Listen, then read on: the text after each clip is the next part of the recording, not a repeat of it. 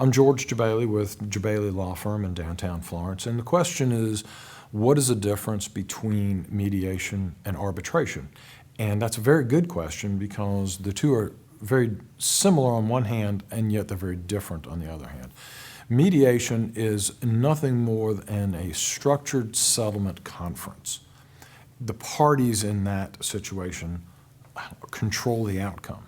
So while you may have a mediator who meets with both sides and tries to bring everybody together, if one side or the other rejects the last offer and just says, this doesn't work for me, you have the right to get out and walk. Arbitration, on the other hand, in a lot of these consumer financing agreements built into the small print is mandatory arbitration where you're locked out of the court system. I think that's bad. I think mandatory arbitration is a very bad thing because you have no opportunity for the aggrieved party to get into the courtroom and get in before a jury of their peers. You know, the Seventh Amendment to the Constitution guarantees us the right to go in front of a jury. And so that is very, very important to the process. In mediation, you always still have the right to go to a jury. If the settlement doesn't agree, if you don't come to an agreement, you still can go to court. You haven't given up anything.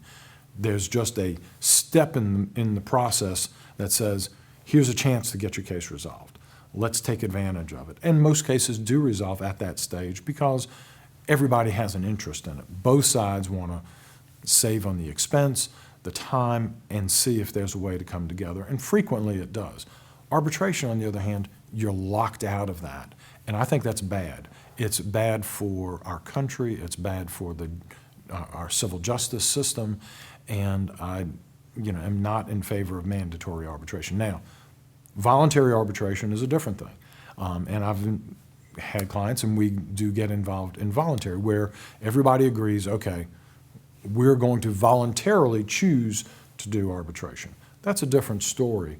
But mandatory arbitration, I think, is a bad precedent, and we're seeing it more and more in a lot of consumer agreements, health insurance agreements, all of those kinds of things, and people don't realize it.